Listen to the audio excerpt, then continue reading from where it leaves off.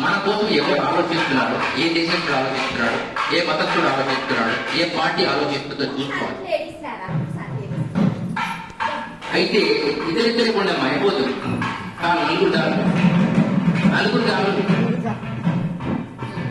నలుగురే పోండి.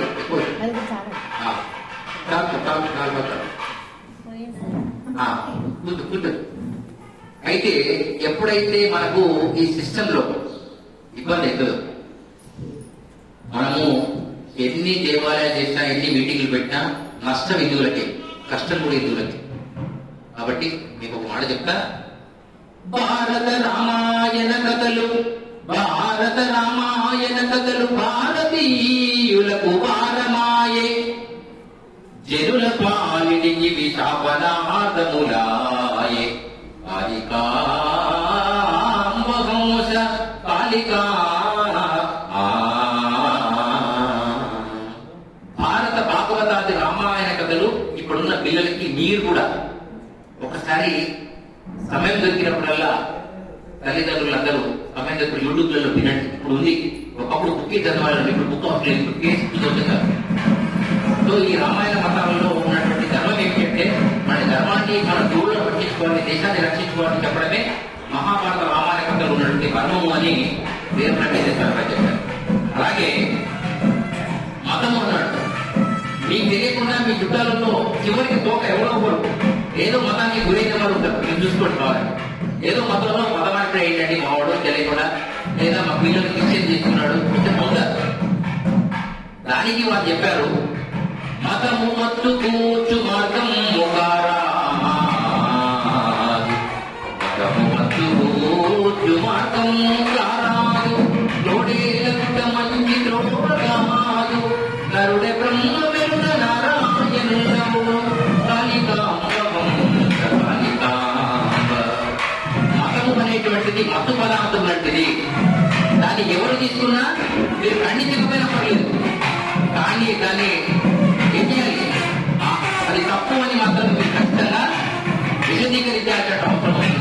అది ఎవరైనా సరే, ఎక్కడైనా సరే, దానివల్ల మనకు ప్రమాదమే తప్ప నివారణ రాదు. ఒక హిందువు మారితే క్రిస్టియన్ గా వాడు ఓటు బ్యాంకులో మనతో ఉండడు, మన దేవుడి దగ్గరికి రాడు, మన పెట్టిన ప్రసాదం తినడు, మన గురించి ఆపోజిట్ ప్రయత్నం చేస్తుంటాడు, ప్రచారం చేస్తుంటాడు. మరి అలాంటి వాటితో మనకు ప్రమాదమే కదా. ఆ ప్రమాదాన్ని ముందే నివారణ చేయాలి. స్టార్టింగ్ లోనే దాన్ని ఆపేయాలి. పోనీ అంటే తయారైతే చెప్తాను అది వాటి ఇబ్బంది. అలాగే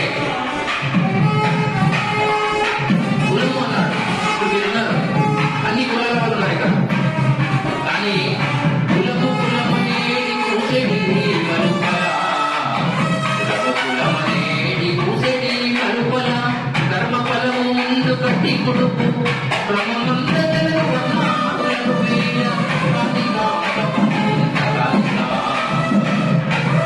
అంటే మానవ కులమై ఉండాలి, మంచి కులమై ఉండాలి, మంచిని పెట్టి పోషించే కులమై ఉండాలని చెప్పారు. ఇప్పుడు మంచి జరుగుతుంది, ఉన్న వాళ్ళందరూ ఈ కార్యక్రమానికి వచ్చాక ఎప్పుడైతే మన హిందూ ధర్మం అంతా ఒకటి, ఇలా ఏ దేవతను పూజించినా, ఎక్కడ పూజించినా, ఎవరిని పొగినా, ఎవరిని ఆరాధించినా ఈ ధర్మాన్ని వదలదు అన్నారు. ఇది 350 సంవత్సరాల క్రితము వారు చెప్పినటువంటి విషయం. అది అనుసరించకపోతే నష్టం ఎవరికి?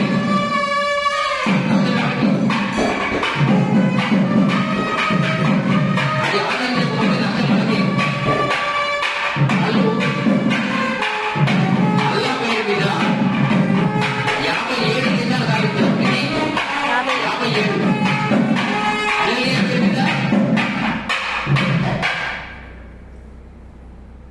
అలేరియా పేరు మీద 127 దేశాలు సాధించారు.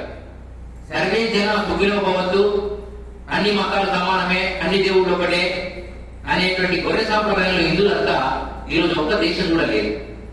ఈ దేశం కూడా మనది కాదు. ఇలా సెక్యులర్ ముసుగులో మనతోనే ఉంటూ, మనతోనే తింటూ, మనతోనే బిజినెస్ చేస్తూ మన ఆగం చేసే ప్రయత్నం చేస్తా ఉన్నారు. అంటే మనకు ఒక్క దేశం కూడా దిక్కు లేదు. నిన్న అమెరికాలో ఎంతమంది 458 మందిని ఈ దేశం నుంచి మీరు వెళ్ళిపోండి, మీకు ఇక్కడ పర్మిషన్ లేదు అంటే, ఒక దేశం మనది ఉంది కాబట్టి మనకు ఇక్కడ వచ్చారు వాళ్ళు. రేపు ఈ దేశం కూడా మత బాధితులుగా మళ్ళీ ఈ దేశం కూడా ముస్లిం రాజ్యంగా క్రిస్టియన్ రాజ్యంగా మారిపోతే మనం ఈ దేశంకు వచ్చే అవకాశం ఉంటుందా?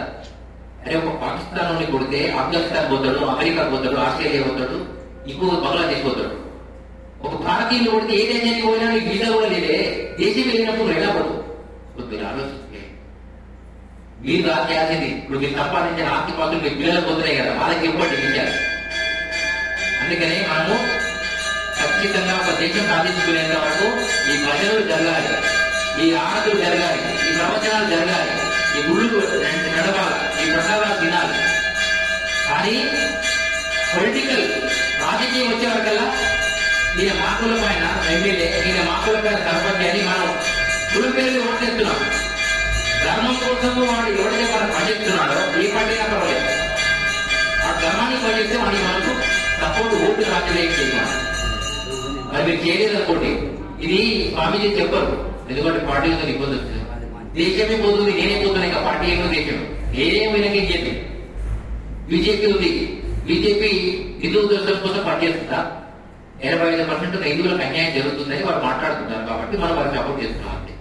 మన హిందువులకు పార్టీ లేదు, ముస్లింకు పార్టీ ఉంది, క్రిస్టియన్స్ పార్టీ లేదు, హిందువులకు పార్టీ లేదు. అఖిల భారత హిందూ మహాసభ అని ఒకటి ఉండే, అది కనుమరుగైపోయింది. ఇప్పుడు మన కోసం మాట్లాడే పార్టీ ఎవరైతే ఉందో దానికి మీరు ఓటు యాక్టివ్ అయ్యండి. మీరు ధర్మం ఇదే నేను చెప్పేది. ఎందుకంటే గుళ్ళు ఏదైనా కార్యక్రమం చేయాలంటే ఈ లోకల్ ఎవరో ఒకరు నాకు ఇచ్చినటువంటి ముస్లిం ఇక్కడ కౌన్సిలర్ అయిననుకో ఈ పర్మిషన్ ఆయన తెలుగు తీసుకోవాల్సి వస్తుంది. అదే వాడి మనోడు అయిననుకో పర్మిషన్ అవసరం లేదు, బొమ్మడే అయిపోతుంది.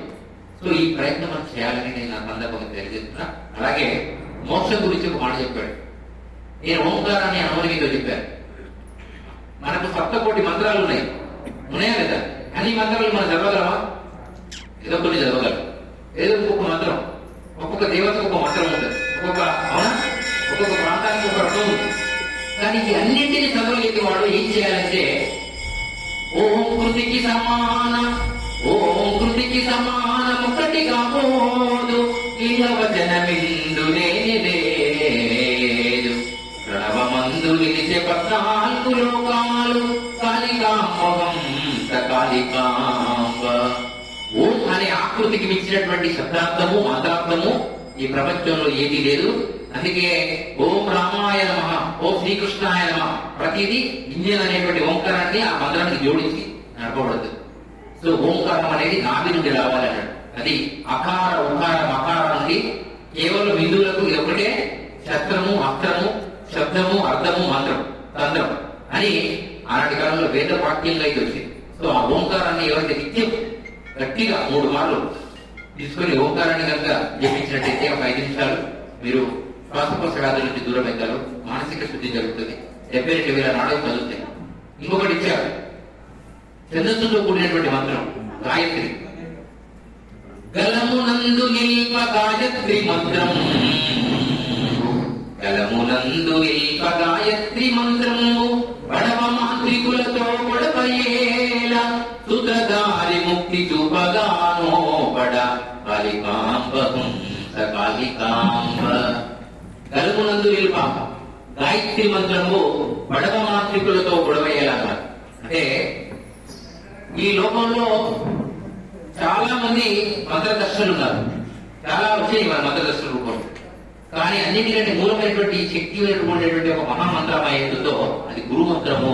అది గాయత్రి మంత్రాన్ని కనుక ఎవరైతే గట్టిగా ఉపాసిస్తారో త్రికాల సందలయ్యారు వారికి మోక్ష మార్గం వైపు వెళ్తారని చెప్పారు. మీ గాయత్రి మంత్రం తెలుసా? ఓం భూర్భువస్సువః తత్సవితుర్వరేణ్యం భర్గో దేవస్య ధీమహి ధియో యో నః ప్రచోదయాత్. ఈ మంత్రాన్ని గట్టిగా మీరు నిత్యం ఉపాసించినట్టయితే ఒక శక్తి మీ లోపల వస్తుందని చెప్పడం జరిగింది. సో ఇది మంత్రం. తంత్రం మీకు చెప్పాను. ఏ తంత్రం? మన ధర్మానికి ఒకటి పనిచేస్తాడు, దానికి ఓటేసే తంత్రం కావాలి. మంత్రం ఇదిగా దేవుడు, ఏదో ఒక దేవుడు తీసుకోడు గట్టిగా. సరే ఇప్పుడు మనం ఒక దేవుడు తీసుకున్నాం. రాముడు రాజుగా మానవుడుగా ఉన్నాడు, దైవికంగా దేవుడుగా ఉన్నాడు ఆయన. సో దేవుడు రాజు రెండు కలిసి నరుడుగా ఉన్నాడు. అంటే మూడు రకాలుగా రాముని మనము ఆరాధిస్తున్నాం. సో దాన్ని ఏమన్నామంటే ఇప్పుడు జై శ్రీరామ్ అని చెప్తున్నాం అందరూ. విశ్వేశ్వర పండితులు కానీ ఇంకోళ్ళు కానీ ఏమంటున్నారు? జై శ్రీరామ్ అని చెప్తారు. అంటే జై శ్రీరామ్ అనుకున్నామంటే ఓం నమ శివాయ అనకూడదని కాదు అక్కడ. ఏదో ఒక పేరు ఉండాలి కదా. ఇప్పుడు ఇక్కడ అందరికీ ఒక్కొక్క పేరు ఉంది. అందరూ మనుషులే, మనిషి అంటే సరిపోతుంది. కానీ మనిషి అంటే అందరికీ చూస్తారు. మనకు ఒక్క పేరు ఇస్తే ఆ పేరు పెట్టు. రాముని మళ్ళీ తిరిగి రాజ్యాధికారిగా రాజుగా జరగలిగితే ధర్మం వైపు మనం ఉంటామని చెప్పడం జరిగింది. ఒకసారి శ్రీరామ్ జయరామ్ జయ జయరామ్ అని మనం అంటున్నామా ఎక్కడ మీద? ఇది ఆంజనేయ స్వామికి అధిష్టానమైనటువంటి భక్తి మంత్రం. రాముని కంటే ముందు ఆంజనేయ స్వామి వచ్చి కూర్చుంటాడట శ్రీరామ్ జయరామ్ జయ జయరామ్ అంటే. సో ఆంజనేయ స్వామి లంకను కాలపెట్టాడు, ఎంతో మంది యుద్ధం చేశాడు, ధర్మాన్ని రక్షించే ప్రయత్నం చేశాడు, సీతమ్మ వారి జాడ కనుగొన్నాడు, మళ్ళీ రాముల వారి దగ్గర చేర్చాడు, అనే వాలి సుగ్రీవుల దగ్గరికి వాళ్ళని రామునికి కలిపాడు. ఎంతో మంది ఆంజనేయ స్వామి దగ్గర కూర్పు జరిగింది రామాయణాన్ని. సో రాముడి ఒక బంటైన ఆంజనేయ స్వామిని మనము గట్టిగా తీసుకుంటున్నాము, రాముడిని తీసుకుంటున్నాము, శివుని ఆరాధిస్తున్నాము. సో త్రిమూర్తులు వీళ్ళందరినీ మనం ఆరాధిస్తున్నాం. కానీ ఇప్పుడు రామ్ పేరు మీద ఈ దేశం ఏం కావాలన్నారు. అందుకే కాలజ్ఞానం ఈ వాక్యం మీకు చెప్తున్నాం. రామ రామ ఎర్రివారలు రాలిపోదురు కాలిపోదురు చెప్పలేదంటనకపోయేరు నరులారగురు నీ చేరి మొక్కితే బ్రతకనే చేరు. రామ అనేటువంటి పదంతో ఈ దేశంలో హిందూ ధర్మం ఏకమైపోతుంది. ఆ రామ అనేటువంటి ఆ యొక్క మంత్రం అది అనని వాళ్ళందరూ రాలిపోదురు కాలిపోదురు అన్నాడు. అంటే అంటే యుద్ధంలో సమసిపోతారని చెప్పారు. మరి ఇప్పుడు ఆ 147 దేశాల వాళ్ళు, ఈ 57 దేశాల వాళ్ళు రామ అనొద్దని చెప్తున్నారు.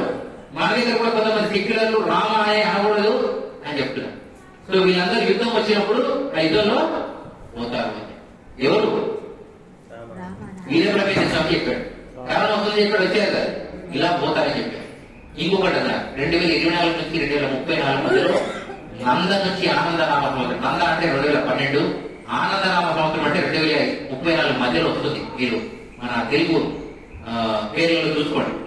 ఆ మధ్యలో హిందువులు అనేవాళ్ళు ఏకం కాకపోతే అన్ని విధాలుగా ఈ యుద్ధాలు ఏం జరుగుతుందో తెలియదు. కానీ రాహు కేతువులు ఇద్దరు రణరంగమున కాలు దువ్వేరు అన్నాడు.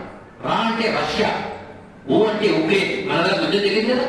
దానివల్ల వాడు వీడి మీద పంపు, వీడు వాడి మీద పంపిస్తే దేశాలు నాశనం అయిపోయింది. రష్యా వాడు ఎవరికి ఇద్దలే. దీనివల్ల చైనా రష్యా వాళ్ళ మీద యుద్ధం చేద్దామని వస్తుంది.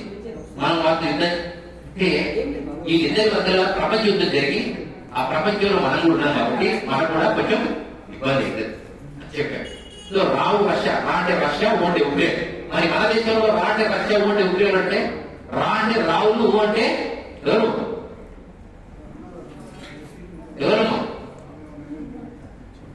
చెప్పండి. ఏ అంటే ఖర్గే, రా అంటే రాముడు. గుర్తుపెట్టుకోండి. అంటే ఈ ఇద్దరి మధ్యలో కూడా మనకు ఇబ్బంది అవుతుంది. కుంభమేళలో ఊరికి స్నానం చేసినంటే దరిద్రం పోతుందా, మీకు పోతుందా అన్నాడు. పోతుందా? నేను ఒక్క మాట చెప్తా. కుంభమేళ స్నానానికి వెళ్ళినప్పుడు అక్కడ మనవాడు ఒక్క రూపాయి వేస్తారమ్మా, 10 రూపాయలు చిల్లర వేస్తున్నారు. మళ్ళీ బిల్లు తీసుకున్నారు బయట. ఒక్క రూపాయి వేస్తేనే 40 కోట్ల మంది ఉన్నారు. అంటే 40 కోట్లు కానీ దానిలో పడ్డాయి. 40 కోట్ల చిల్లర ఒక్క రూపాయి ఇస్తే. కానీ నేను పోయి రావడానికి నాకు 25,000 ఇంటి ఖర్చులే. 1,00,000 రూపాయలు 40 కోట్లు అయితే జనానికి మంచి పెట్టే ఖర్చులు 25,000. కొన్ని కోట్ల రూపాయల సంపాదన కేవలం కుంభమేళ మీద పంచింది. చెప్పట్టుకుంటాడు. చాలా ఈ పార్టీని ఆ పార్టీ మన చప్పట్లు గట్టి కొడితే దాని ఈ దేశంలో దరిద్రాలు దయ్యాలని తిరిగిపోతుంది.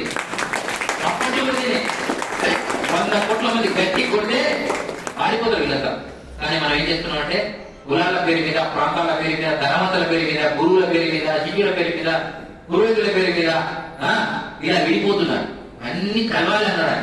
కుంభంలో ఎంత కలిసి కలవకపోతే వీళ్ళని కలిపే కార్యక్రమం వాళ్ళు ఎక్కడ చూసుకోండి. ఇక ఆలోచన చేసుకోండి. కాలజ్ఞానం అంటే ఇదే. చాలా విషయాలు ఉన్నాయి. స్వామిగారు చెప్పారు 4-5 గంటలు. నాకు కూడా ఖరీదైంది కుంభమేళ పోతే స్వామిగారు మాట్లాడేది ఉంది. అందరం చెప్పాను దేవుడి గురించి అన్నారు. మీకు సమాధానం ఉంటాయి కొన్ని. 140 కోట్ల భారతీయులకు 33 కోట్ల దేవతా సమారాధన ఉంది. వాళ్ళందరినీ మనం మొక్కలే కాబట్టి నరసింహస్వామి హిరణ్యకశిపుడిని చంపడానికి, భక్త ప్రాణులను రక్షించడానికి, ధర్మాన్ని రక్షించడానికి ఆయన వచ్చి ఒక అవతారం చూపించాడు. ఆంజనేయ స్వామి ఒక అవతారం చూపించాడు, రాముడు ఒక అవతారం చూపించాడు, శ్రీకృష్ణుడు ఒక అవతారం చూపించాడు, వీరప్రపంచ స్వామి ఒక అవతారం చూపించాడు, దత్తుడు ఒక అవతారం చూపించాడు. అవునా కదా? ఇలా అనేక అవతారాలు వస్తున్నా ధర్మం కోసం వచ్చాయి. వాళ్ళను భజన చేస్తే కారణం ఇదే అన్ని దేవతలు ఆరాధించండి. ఎందుకు అన్నాడంటే, కోటి పిల్ల రీతి గురువుతో నుండినా,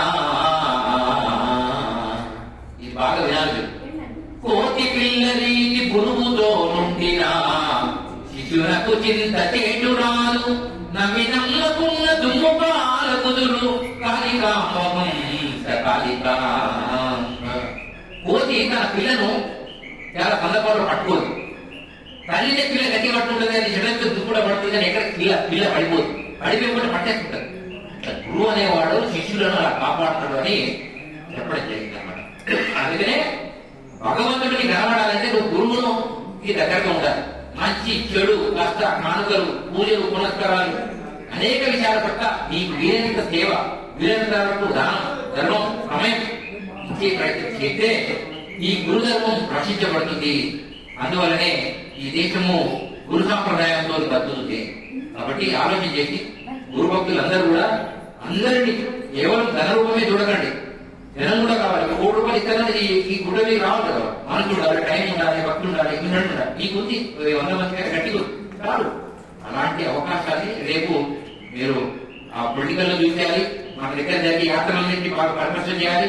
ఇవన్నీ చేయాలని నేను కోరుకుంటున్నా. అలానే దేవుడు ఒకటి గట్టిగా తీసుకోమని చెప్పినా, మీరు రాముడు తీసుకుంటారా, శివుడు తీసుకుంటారా, డబ్బు గట్టిగా తీసుకోండి.